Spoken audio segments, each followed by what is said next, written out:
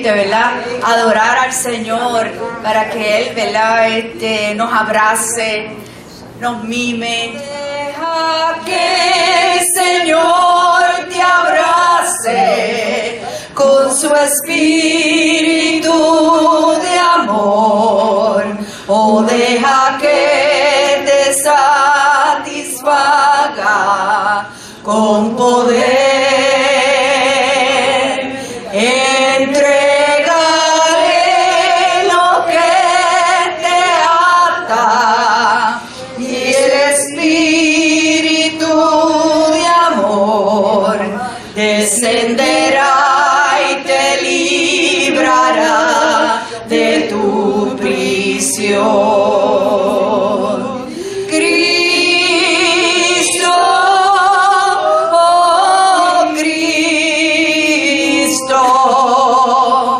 Ven y abrázame,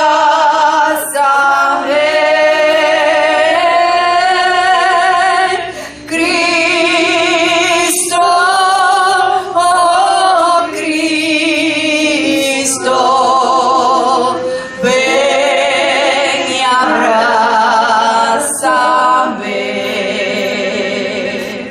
oh deja que el Señor te abrace. Presencia que es hermosa, que es real, Señor, que se siente aquí, Padre Santo. Aquí, Padre, este grupo de hermanos fieles, Señor, te creen a tu palabra, te creen a ti, Señor. Oh Padre Santo, es por eso, Señor, no nos cansamos, Señor, día a día, semana a semana, Padre Santo, minuto a minuto, clamar, Padre, por nuestra isla, Señor. Oh Padre Santo, cuánta necesidad, Señor, hay de ti, Padre. Señor, cuánto dolor hay en el ser humano, Señor. Cuánta desesperanza, Señor. Oh Padre Santo, porque se ha dado la espalda, Señor, al Dios de la creación. A ese Dios, Señor, que es el Todopoderoso, al Dios que da esperanza, Señor, aleluya. A ti clamamos por cada ser humano, Señor, por cada deambulante, por cada persona abandonada, Señor, oh Padre. Señor, necesitamos la intervención tuya, Padre de la gloria.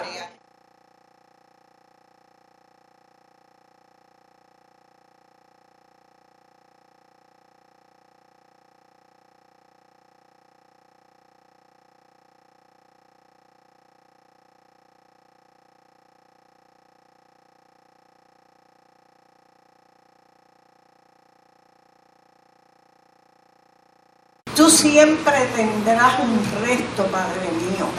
Tú siempre tendrás siervos, mi Señor.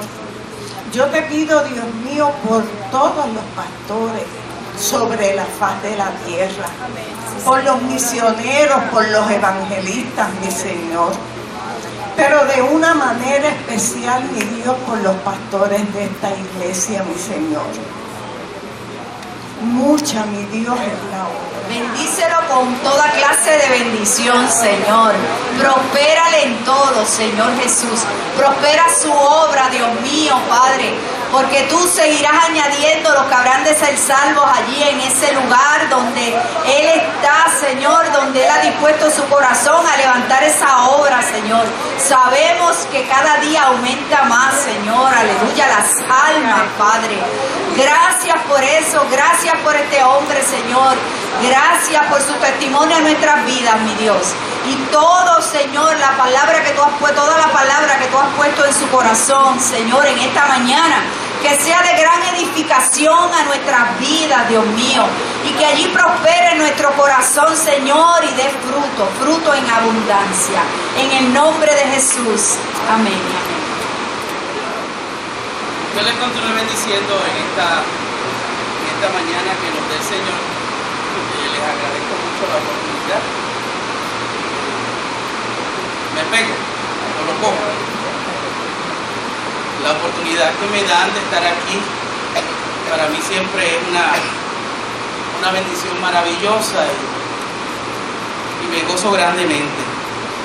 Quisiera que buscaremos en nuestras Biblias la carta del apóstol Pablo a los Efesios, capítulo 4, versos del 1 al 4.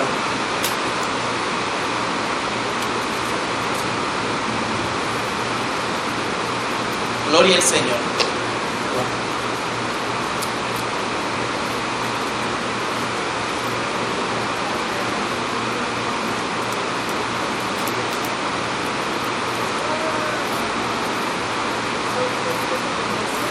Efesios 4, versos del 1 al 4.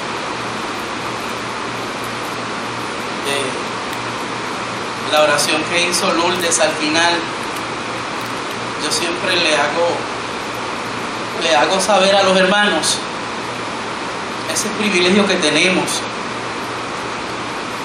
esa libertad de estar en la casa del Señor, que debemos aprovecharla. Y mucho más de allá de nosotros estar aquí, pensar en los que no se pueden congregar.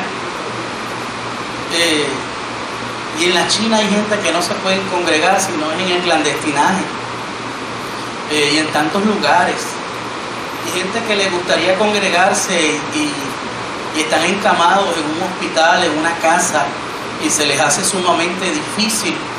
Oiga, pues nosotros los que podemos, mire, vamos a hacerlo por ellos, y en representación de ellos, y en representación de esa gente que porque los van a matar no pueden congregarse, y a veces la gente tan cómodamente se deja de congregar y dejan de participar de las actividades del culto. Y gloria a Dios porque ustedes están aquí en esta mañana, y yo les felicito por eso, les felicito por su constancia, porque yo creo que su constancia bendice la vida de esta iglesia. Los otros días el pastor Nestalí decía en el servicio de la noche que un ministerio que ayudaba y sostenía la vida de esta iglesia era este ministerio de la célula, ese canal abierto que ustedes hacen que permanezca y que podamos nosotros seguir hacia adelante. Yo creo que la constancia hace retroceder las fuerzas del infierno y hace retroceder ¿verdad?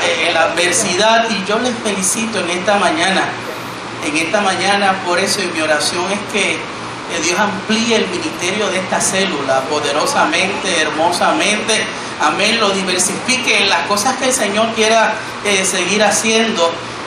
Mi anhelo es que la pasión de Dios, que el fuego de Dios que hay en ustedes contagie la vida de toda esta iglesia.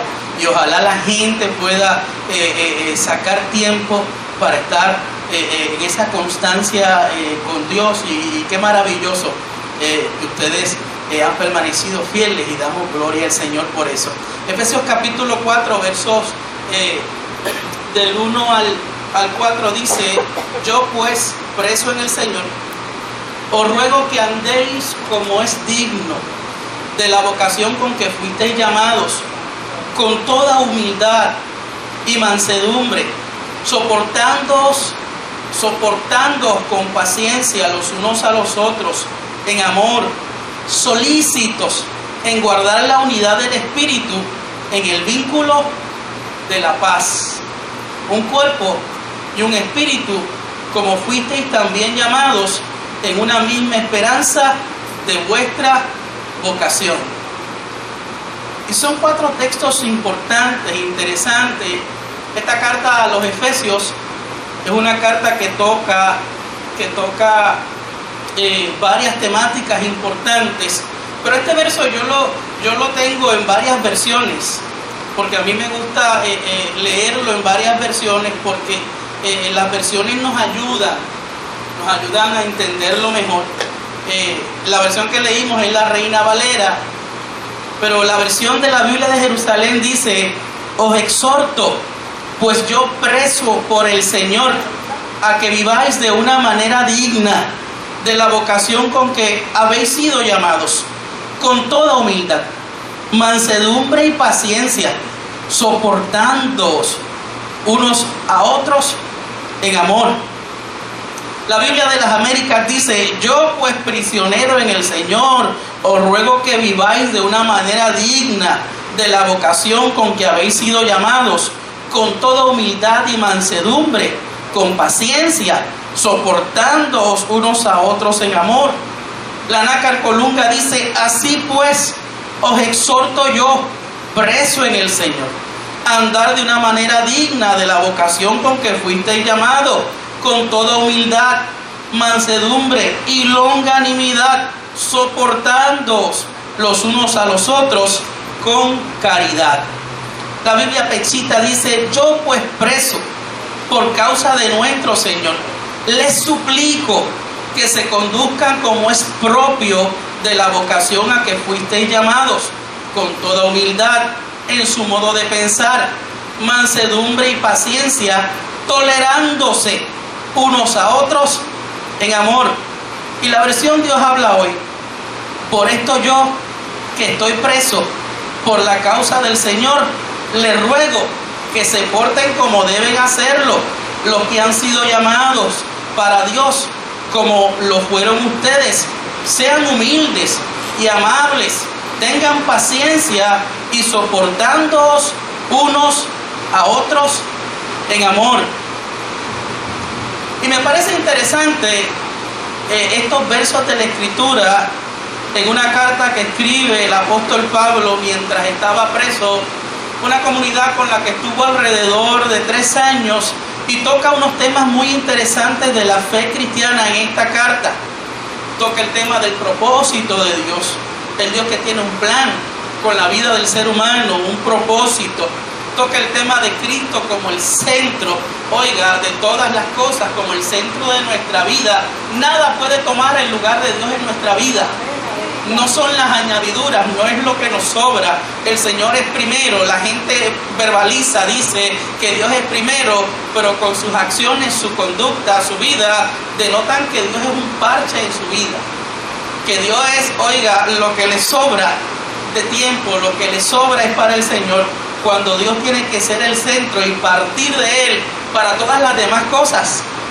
Pero habla también del tema de la iglesia, y presenta a la iglesia como una iglesia viva, una iglesia viviente, una iglesia que es una familia, una iglesia que es la morada de Dios, que es el cuerpo de Dios. Somos una nueva familia, somos una nueva sociedad, oiga, y como nueva sociedad, como gente que tenemos una grande responsabilidad, nosotros debemos conducirnos de forma diferente. Nosotros debemos conducirnos de forma distinta. Y oiga, la palabra del Señor en esta mañana quiere hablarnos acerca de las virtudes, o 4 virtudes de la vida cristiana, o 4 virtudes de la conducta cristiana que debemos nosotros asimilar, que debemos nosotros vivir, que debemos nosotros cada uno hacer, realizar para la gloria y la honra del Señor. Una de las cosas que yo trato de hacer cuando toco un texto es ver las palabras que son importantes en ese texto y que las podamos definir. Allí hay unas palabras muy importantes: la palabra digno, la palabra vocación, la palabra llamados, la palabra humildad, la palabra mansedumbre, la palabra paciencia, la palabra soportándoos, la palabra amor. Y definir esas palabras es importante para poder entender lo que el Señor nos quiere decir, oiga, a través de la Escritura. Cuando hablamos, oiga, de digno, estamos hablando de algo decente, de algo íntegro, de algo decoroso. La definición de digno es correspondiente al mérito y condición, y no hay vida más digna que la vida en el Señor. No hay vida que exija, oiga, unos valores de altura como la vida en Cristo. Y a veces yo pienso que mucha gente no tienen la constancia, no tienen la conciencia de lo que representa ser cristiano. Oiga, ser cristiano es el privilegio más grande que uno puede tener. Es la vida de mayor altura que uno puede vivir. es ser representantes, oiga, del Rey de Reyes, del Señor de Señores, no de un subordinado, porque aún el presidente es subordinado, porque aún los líderes o el líder de una empresa es subordinado, porque todos están bajo el Señor, todos están bajo la autoridad, la soberanía del Dios del cielo, pero oiga, ser representantes del Señor. Cuando uno va a una empresa, de estas empresas, oiga, que tienen una fama o algo, uno como representante le exige que vaya bien vestido, que vaya bonito, que vaya, como dicen los jóvenes por ahí, filoteado, que represente. Pues el llamado del Señor es a que le representemos dignamente, como Él se merece. La gente piensa que representarle dignamente es la misma manera en que lo hace la gente en la vida secular, porque en la vida secular la gente todo es capota y pintura, apariencia. Pero oiga, más allá de la apariencia hay una vida que se refleja en Dios y que nosotros debemos asumir. La palabra definir en el griego, axios, quiere decir apropiadamente. Y yo creo que es mañana para que reflexionemos si nosotros somos dignos representantes del Señor o lo estamos haciendo apropiadamente o nuestro nivel de representación está muy bajo. Y entonces debemos de subir y debemos de hacer las cosas aún mejor, como el Señor quiere, como Él anhela, como Él desea, no bajo mis conceptos, sino bajo los conceptos de Él, no como yo piense que se debe hacer, sino como Él quiere que nosotros lo hagamos. Vocación es inclinación, es afición, es llamamiento, tendencia que se siente por cierta clase de vida. Vocación. Siempre se hace distinción entre la gente que tiene vocación y la gente que es asalariada. Y nosotros lo vemos en el trato de la gente, en las profesiones o en el servicio al cliente. Nosotros nos damos cuenta cuando una enfermera lo que está es pendiente a cobrar los 15 o cuando tiene vocación y le interesa que el enfermo esté bien. Nosotros lo vemos cuando vamos a una agencia de gobierno y nos tratan a la patada y cuando vemos gente que nos tratan, oiga, con cariño, que se toman tiempo con nosotros. Lo vemos en el magisterio. Cuando hay gente que uno ve que se preocupa por el muchacho, que le llama a usted, que le dice, mire, su hijo está colgado, hay que hacer unos ajustes. Pero hay maestros y hay maestros. Yo recuerdo en la universidad que decían, tú eres un número más aquí, importa si entiendes o no entiendes. Pero hay gente que tiene vocación y hay gente en la vida cristiana que tiene que entender que esto es una vocación, esto lo amamos, lo vivimos, lo queremos. Esta es nuestra vida, no es un papel que hacemos, no es una máscara que nos ponemos. Oiga, no es algo a lo que estamos jugando por un momento, esta es la vida nuestra, la vida cristiana. Y nosotros la tenemos que representar con dignidad y que la gente entienda que eres lo mismo aquí, eres lo mismo afuera y donde quieras que vas, porque tú no te quitas el ropaje, tú eres así porque así vives para Dios, así vives para el Señor. La palabra griega es klesis, que quiere decir llamamiento, estado en que fue llamado.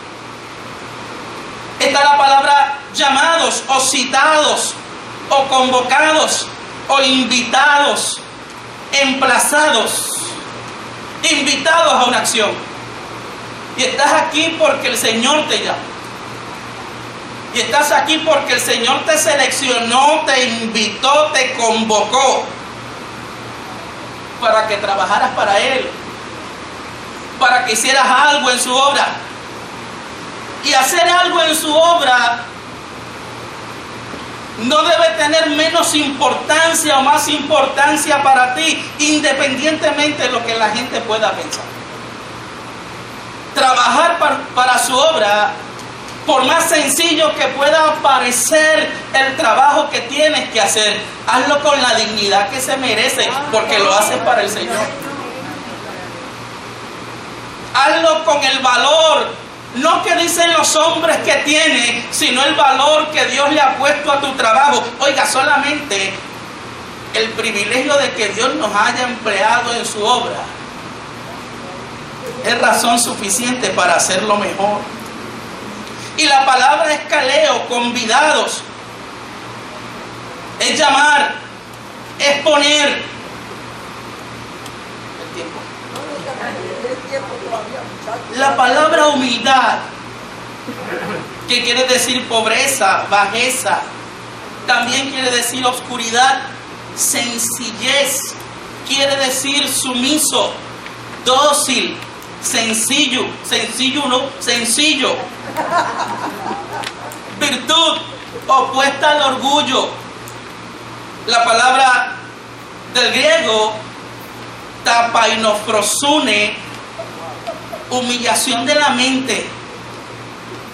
Y es una palabra que en realidad fue acuñada por la fe cristiana. Se puede afirmar que en el griego no existía ninguna palabra para humildad que sugiera o sugiriera al mismo tiempo algo de bajeza. Alguien dijo que la humildad es el cofre adornado de piedras preciosas de todas las demás virtudes. La realidad es que en el mundo antiguo, anterior al cristianismo, la humildad no se contaba como una virtud. La virtud pagana era la magnanimidad. El mundo antiguo consideraba la humildad como algo rastrero, algo servil, algo indigno que se debía despreciar antes que desear. Oiga, antes lo importante era ser prepotente, ser fuerte, demostrar esa capacidad, ese orgullo. Cuando la Biblia dice que al altivo el Señor lo mira de lejos, mientras que le da gracia a los humildes. Cuando la Biblia dice humillados bajo la poderosa mano de Dios, y Él los exaltará a su tiempo. Ahora, el cristianismo coloca en primer plano entre todas las virtudes cristianas, demostrando que de la humildad, dependen las demás. El origen de la humildad, según un comentarista bíblico, proviene del conocimiento de uno mismo, tener conciencia de nuestra indignidad. La Biblia dice que nos acordemos que somos polvo. Y oiga, acordarnos que somos polvo es que te acuerdas de que tú eres hecho del mismo barro que tu hermano. Tú tienes la misma fragilidad que tu hermano. El polvo con el que te hicieron a ti tiene los mismos elementos que tiene tu hermano. A ti no te hicieron de una arcilla mejor. A ti no te hicieron, oiga, de una arcilla como la vajilla china. A todos nos hicieron del mismo polvo. Así que proviene del conocimiento de quiénes somos. Que ciertamente sin Él somos nada. Que ciertamente somos seres humanos débiles y flacos. Flacos en el sentido, hay que hacer la salvedad, ¿verdad? Mire, la verdadera humildad aparece cuando nos encontramos con nosotros mismos y vemos nuestra fragilidad. Sin Él nada podemos hacer. Con Él todas las cosas son posibles, pero sin Él nos morimos. Sin Él desfallecemos. La humildad depende de la honestidad, del valor de vernos a nosotros mismos sin los anteojos color de rosa, los anteojos de la dramatización, de la admiración, del amor entre comillas propio, porque hay un amor a veces que es desvirtuado. Porque cuando el amor a mí pisotea a mi hermano, lastima a mi hermano, oiga, Más que amor, a veces lo que reflejamos es que tenemos un dolor tan profundo que tenemos que demostrar que somos mejores que los demás. Es esa honestidad que nos hace quitarnos esos lentes que nos ponemos para tratar de ver lo que nosotros no somos. Y no estamos diciendo que somos menos de lo que somos. Y no estamos pisoteándonos aquí, oiga, porque quien nos dignifica es el Señor. Quien nos dé el valor es el Señor. Quien nos ha hecho real sacerdocio es Dios. Quien nos ha hecho, oiga, linaje escogido es el Señor. Pero acuérdese que todo va acuñado es en el Señor y es Él, porque sin Él nada somos. La humildad también se origina cuando confrontamos la propia vida con la vida de Cristo a la luz de las exigencias de Dios. Mire, satisfacer la perfección no es cosa fácil, es cosa imposible.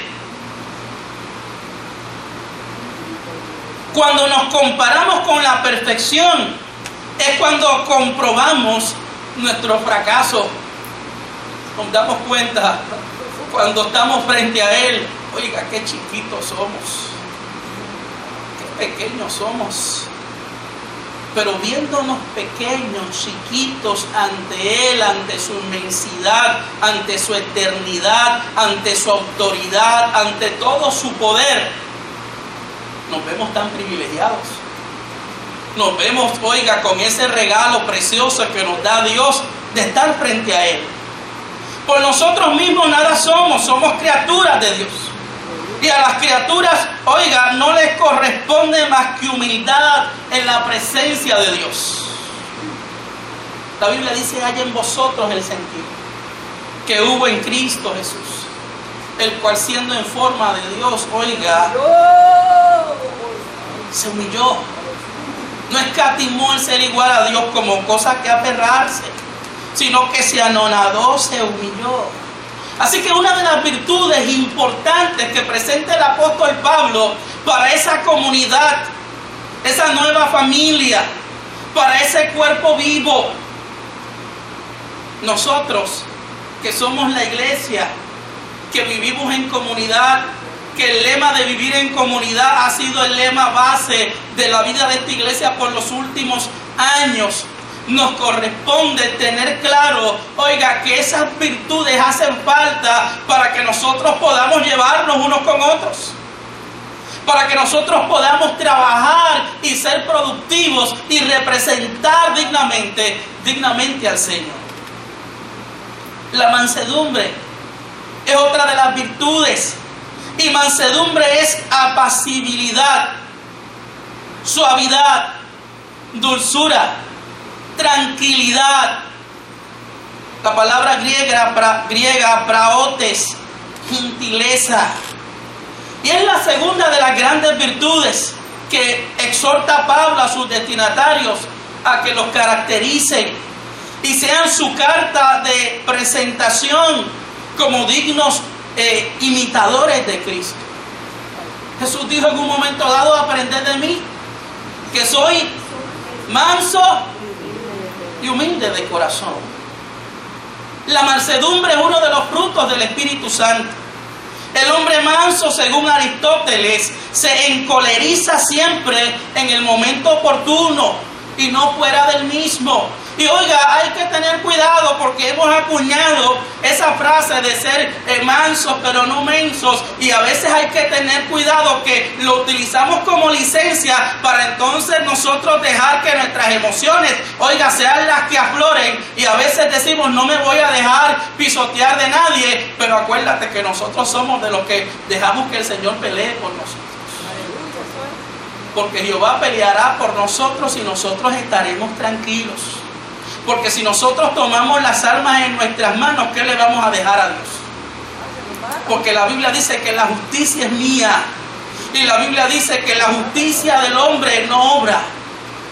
Oiga, o la ira del hombre no obra la justicia de Dios. Y hay que tener mucho cuidado. Porque eso de que soy manso pero no menso, la Escritura no lo dice. También el término praos o mansedumbre o praos, que es el adjetivo de praotes, que es mansedumbre, se utiliza para designar el animal adiestrado a obedecer. Un animal adiestrado a obedecer las riendas o la voz de mando, o por el animal domesticado bajo el control total. Yo creo que no hay mejor domesticador, si esa palabra está bien dicha, que el Espíritu Santo de Dios. No hay nadie que tome el control de nosotros, que tome el control de nuestro carácter, de nuestras emociones, mejor que nos ayude a hacerlo que el Espíritu Santo de Dios. Hay que aprender a no vivir bajo los impulsos. Hay que aprender a no dejarnos traicionar por las emociones. Porque el que vive de impulsos, oiga, se equivoca constantemente. El que vive de impulsos hiere, lastima, ofende. El que vive de impulsos tiene un carácter variable y un día está muy alegre y mañana está que no hay quien le beba el caldo, como dice la gente. Por eso el hombre manso es el que tiene bajo control cada instinto, cada pasión, oiga, de su corazón. La mansedumbre es esencial para el cristiano, porque seremos azotados de todas partes. Dardos del enemigo vendrán a diestra y a siniestra, y es importante que tengamos el carácter adecuado, no para pelear con los hombres, cuando la Biblia dice que nuestra lucha no es contra carne ni contra sangre. La tercera gran cualidad del cristianismo es la paciencia. Y el griego macrotimaya dice que es un espíritu que jamás cede, que aguanta hasta lo último y que cosecha la promesa y la recompensa. El que perseverare hasta el fin, ese será salvo. El que perseverare, el que perseverare, el que perseverare. Y la Biblia habla tanto acerca del perseverar, de el ser constante. Oiga, la persistencia romana jamás admitía una derrota, aunque le hubieran dado hasta por dentro el pelo a los romanos. Ellos decían, como un político nuestro de hace unos años atrás: derrota. ¿Qué derrota? Y oiga, nosotros podemos ser apaleados, nosotros podemos ser bombardeados, nosotros podemos ser, oiga, molidos, pero ciertamente nos levantamos nuevamente en el nombre del Señor, porque nos podrán moler a palos, pero el que está con nosotros no hay quien le eche un guante encima. El que está con nosotros, oiga, no se cansa. El que está con nosotros no ha perdido una pelea. El que está con nosotros, oiga, no hay quien lo coja. El Señor lo tiene todo fríamente calculado. La paciencia cristiana es el temple que jamás admite una derrota, que no es vencido por ninguna tarea, persiste y aguanta hasta el fin. Si la Biblia dice que somos más que vencedores. Así que aunque te sientas con el agua al cuello, aunque te sientas que arrastras los pies, aunque te sientas que la cuesta se va empinando cada vez más, sigue testificando que eres más que vencedor. Ten la paciencia, la constancia, porque la Biblia dice que hoy está más cerca nuestra salvación del día que nosotros creímos. Y que la victoria no es del que retrocede, y no somos de los que retroceden para perdición, somos de los que tenemos fe, confianza en Dios. Pero la palabra paciencia tiene en griego otro significado más característico, que tiene que ver con la paciencia de los hombres. Crisóstomo la define como el espíritu que tiene el poder de vengarse, pero nunca lo hace. La paciencia señala al que aguanta el insulto y la injuria sin amargura y lamento. El cristiano debe tener para ser semejante, oiga, la paciencia que Dios tuvo con él. ¿Usted cree que Dios ha tenido paciencia con usted? Ay, bendito. ¿Usted cree que Dios, oiga, que Dios ha tenido paciencia con nosotros? Esa capacidad de poder vengarse, esa capacidad, oiga, de poder devolver el golpe y no hacerlo. ¿Cuántas veces tienes en tu mano a tu merced a quien te lastimó? ¿Cuántas veces tienes en tu mano a quien te hirió? A quien te ha hecho algo que ha dañado algo en tu vida. La característica de aquel cristiano que vive por encima de los valores, oiga, de los valores de una sociedad que te dice desquítate, que te dice golpéalo más duro, que te dice tíralo al suelo y lastímalo de la peor manera. Oiga, es perdonar, es aguantar, oiga, el insulto sin amargura y decir, estás en las manos del Señor, estás en las manos de Dios. Oiga, al que esté en el piso no se le patea. Aleluya, eso es. Al que esté en el piso, aunque te haya herido, hay que ayudarlo a levantarse, hay que darle la mano. El amor cristiano es la virtud de la cual dependen todas las demás. Ese amor ágape, que no es otra cosa que benevolencia invencible. El amor ágape es la cualidad de la mente y del corazón que compele al cristiano a no sentir ninguna amargura, ningún deseo de venganza, sino buscar siempre el mayor bien de cada persona, no importa lo que le haya hecho. No es el amor del humano, es el amor cristiano, es el amor de Dios.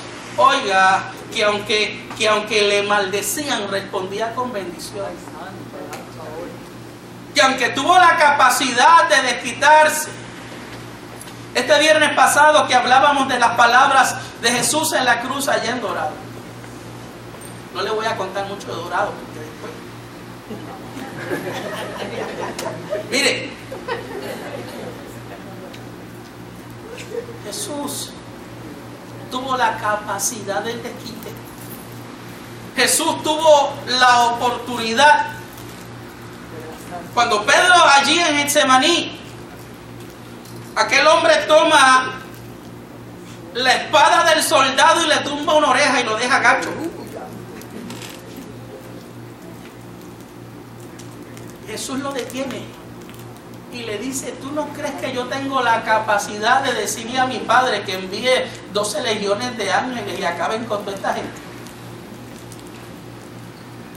Ante el reto de los hombres, cuando estaba Jesús allí en la cruz, y le decían, si tú eres el Hijo de Dios, bájate de ahí. ¿Usted cree que no tenía la capacidad de hacerlo? Él tiene toda la autoridad, el poder, la capacidad. Pero qué bueno que no se bajó de la cruz. Qué bueno que no descendió. Qué bueno que no respondió con insultos y terminó con una de las palabras más hermosas en la cruz. Perdónalos, porque no saben lo que hacen. El mismo Jesús dijo en su ministerio, amad a los que os persiguen, a los que os ultrajan, a los que os hacen mal.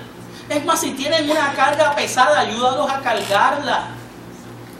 Y yo creo que tal vez Lo que Jesús exige parece ser muy elevado, pero si Dios nos los ha pedido y lo ha ejemplificado con su vida cuando cuando se hizo hombre, es algo que podemos lograr, y no lo logramos con nuestras fuerzas, lo logramos si dependemos de Él.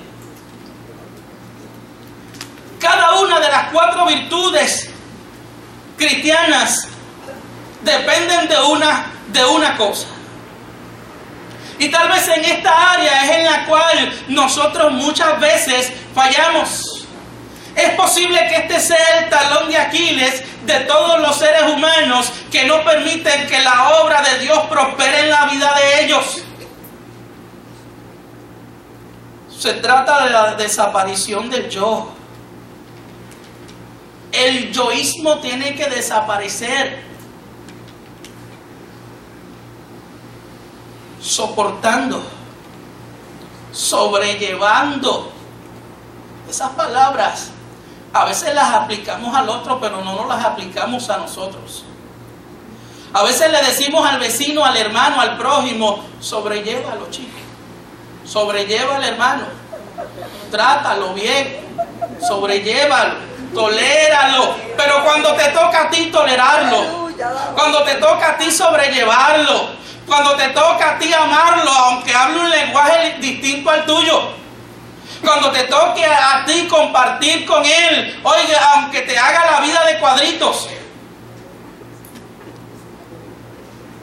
considerando. Y el texto implica que no es fácil, pero hermanos, hay que esforzarse. No nos podemos apuñalar unos a otros. No nos podemos desnudar unos a otros. No nos podemos, lastimar unos a otros. Tenemos que amarnos y enseñarle a la gente que nos amamos. Usted sabe el lema que yo he acuñado en mi iglesia cada vez que gente nueva viene. El lema de mi iglesia cada vez que gente viene, yo le digo: nosotros no somos una iglesia perfecta, pero lo vamos a amar. Nosotros no somos una iglesia perfecta, pero lo sabemos amar. Y oiga, nadie es perfecto en la casa de Dios. El que no tiene dinga, el que no tiene del Congo, tiene de Carabalí. Oiga, todos nosotros somos imperfectos, pero nos podemos amar. Cuando yo veo el testimonio de Jesús con aquellos discípulos que cuando usted estudia el carácter de ellos se querían comer unos a otros, se querían morder unos a otros, oiga, se quedaban de codo unos a otros, decían ser unos a otros: yo soy mejor, yo soy mayor, yo soy primero. Aún Pedro al final, cuando ya Jesús iba a subir a los cielos, hablando Jesús con él, vio a Juan que le seguía. Y Pedro le dice: mira, ¿y ese que está ahí qué? ¿Y qué de ese? Y Jesús le dice: pero mira, Pedro, si yo quiero que ese muchacho esté hasta que yo venga, ¿qué te importa eso a ti? Hay que aprender a amarse, hay que aprender a tolerarse, hay que aprender a ayudarse. Vivir en comunidad se trata de eso. Vivir en comunidad se trata, oiga, del apoyo mutuo. No es fácil. Y dice el verso 3: solícitos en guardar la unidad del espíritu en el vínculo de la paz.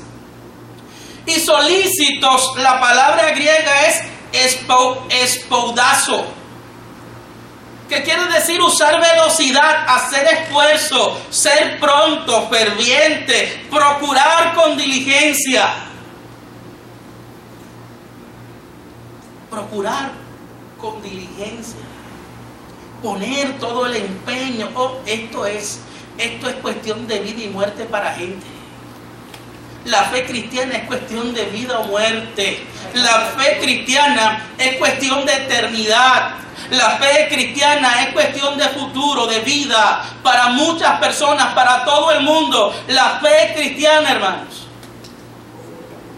La fe cristiana es lo que ha llenado y llena nuestra vida y le da dirección correcta a todo ser humano. Por eso hay que ser solícitos. La Biblia de Jerusalén dice, poniendo empeño en conservar la unidad del Espíritu con el vínculo, con la ligadura de la paz. Poner empeño. Miren que si de algo se trata, el caminar cristiano es de la diligencia. Procura con diligencia presentarte a Dios, aprobado como obrero que no tiene de qué avergonzarse. Eso que vas a hacer no es cualquier cosa ni para cualquiera, es para el Señor, y para el Señor hay que hacerlo lo mejor. Hay que hacerlo bien. No es como hacer una tortilla o un revoltillo que no importa de la forma que usted lo ponga, se ve bonito, no. Hay que hacerlo bien. Lo que hagas hay que hacerlo bien. Y no se trata de lo que hagas en este lugar público. Y no se trata de lo que hagas en el altar o en el púlpito. Se trata de hacerlo bien. De hacerlo bien aún en tu soledad con tu hermano. Hacerlo bien en el anonimato. Hacerlo bien cuando nadie te aplaude. Hacerlo bien. Porque el Dios que no duerme siempre nos ve. Y siempre lo hacemos para Él. La Dios habla hoy, dice, procuren mantener la unidad que proviene del Espíritu. Que porque somos seres humanos, es frágil. Que porque somos seres humanos, a veces mi hermano se lastima con algo que usted, oiga, usted ni pensó. Hay que tener cuidado. Guarden la unidad. Es una de las funciones del Espíritu, guardar la unidad. El que guía es Él. Pero hay que estar dispuesto a que Él nos guíe. Y Él lo hace cuando somos sensibles a Él. Cuando dejamos que Él tome el control. Jesús dijo, Él te guiará a toda verdad, a toda justicia. El llamado que está haciendo, hermanos, el apóstol a esta comunidad es que preserven celosamente la unidad. Esta experiencia linda que ustedes tienen aquí por años, este ministerio que, oiga, ha trascendido ministerio sanador, ha trascendido a la vida de otras iglesias, porque aquí hay gente que se congregan en otros sitios. Este ministerio hay que trabajar duro, con diligencia, para mantener la unidad, para mantener la armonía, para mantener, oiga, esa unidad del Espíritu. Porque una de las características de la vida cristiana tiene que ser la unidad. Y el lazo que hace o preserva la unidad es la paz, que es otro fruto del Espíritu Santo. Es esa paz que se puede definir como las correctas relaciones entre los hombres. Aunque hay gente que por más que usted quiera no va a tener paz. Por eso la Biblia es flexible con eso y dice, estad en paz con todos hasta donde os sea posible o hasta donde dependa de ustedes. Lo que pasa es que a veces nosotros las posibilidades las ponemos muy chiquitas. Y a veces nos incapacitamos y decimos, hasta aquí llego yo. No, yo creo que tienes que abrir un poco más tus paradigmas, tus cercas, tus verjas. Porque tampoco Dios no nos da carga que no podamos llevar. Y a veces no es que toleremos hasta ahí, es que nosotros nos hemos encerrado en unas incapacidades que nos dicen, yo no puedo bregar con eso. No, hay que hacer el esfuerzo. Porque a lo mejor no es el hermano, es que tú te has incapacitado a ti mismo para poder bregar con tal o cual situación. ¿Cómo mantenemos esa paz? Esa paz la mantenemos haciendo usos de las virtudes cristianas: humildad, mansedumbre, paciencia y el amor. ¿Cómo son efectivas estas virtudes en la vida de la iglesia? Haciendo desaparecer el yo. Si yo soy primero, yo segundo, yo tercero y yo último, oiga, no puedo amar a mi prójimo como a mí mismo. Mientras el yo esté en el centro de las cosas, mientras nuestros sentimientos y nuestro prestigio sea lo único que nos interese, la unidad jamás podrá darse en forma plena. El yo mata la paz. En una sociedad donde predomina el yo, los hombres no pueden ser, oiga, más que un conglomerado desintegrado de unidades individualistas y agresivas. El yo, más que ser un nombre posesivo, es un pronombre agresivo. Pero cuando muere el yo y Cristo nace en nuestros corazones, entonces se vive la realidad de la paz, la unidad, la concordia, que son rasgos que distinguen la iglesia verdadera. Cuando morimos al yo y dejamos que las virtudes cristianas sean los que dominen nuestra vida, podremos entonces decir como el salmista en el Salmo 133, mirad cuán bueno y cuán, oiga, delicioso. Usted sabe lo que es algo delicioso. Pregúntenle a las hermanas que comen sopa todos los lunes. Lo deliciosas que son. Yo no las he comido, pero si ellas la comen todos los lunes, es que tienen que ser deliciosas. Pero yo, oiga, sí, cuando yo hablo de algo delicioso, yo pienso en un mantecado de Cold Stone, de Pearls and Cream. Oh, santo Dios, en el cielo tiene que haber de ese mantecado. Mire, como Juan el Bautista, es necesario que yo mengüe y que él crezca. Y la única manera de uno mismo menguar, o la única esperanza, es aumentar en Cristo. Alguien escribió: la mejor protección que uno puede tener del diablo y sus artimañas es un corazón humilde. Alguien escribió algo del yo y del ego y lo dijo así sencillamente: Edith vivió en un pequeño mundo limitado al norte, al sur, al este y al oeste por Edith. Edith vivió en un mundo limitado porque todo lo que Edith veía era Edith. No eres tú solamente. Somos un cuerpo y como cuerpo tenemos que amarnos, tenemos que tolerarnos, tenemos que soportarnos. Oiga, y tenemos que acordarnos de que no puedo amar al Señor si no amo a mi hermano, si no amo a mi prójimo como a mí mismo. Dios les bendiga y hermanos, gracias.